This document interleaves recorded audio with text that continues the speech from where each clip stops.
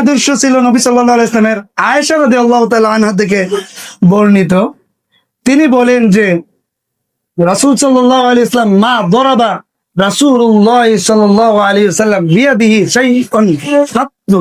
নবী সাল্লাল্লাহু আলাইহি ইসলাম উনি উনার নিজের হাত দ্বারা কাউকে প্রহার করতেন না, ইল্লা আইয়ুজাহিদা ফি সাবিলিল্লাহ, তবে আল্লাহর রাস্তায় জিহাদ করলে এটা ভিন্ন কথা। জিহাদ করলে তো এটা যেহেতু মারামারি আছে, এটা একটা প্রতিরোধ আছে, আমি নাই মারলাম, আরেকজন যখন মারবে তখন তো আমাকে প্রতিরোধ করতে হবে, এর দ্বারাও তো কি হয়, জিহাদে তো মারামারি আছে, এটা ভিন্ন কথা।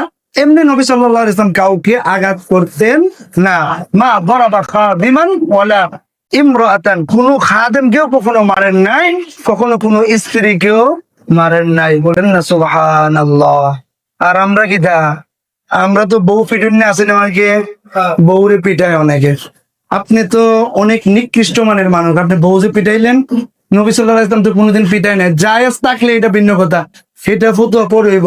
নবী সাল্লাল্লাহু আলাইহি ওয়াসাল্লাম তো জীবনে কোনো বউরে পিটাই দেখে নাই, তাহলে আপনি যে পিটাইতে গেলেন, আপনি অন্যভাবে চেষ্টা করেন, পিটাইতে গেলেন কেন?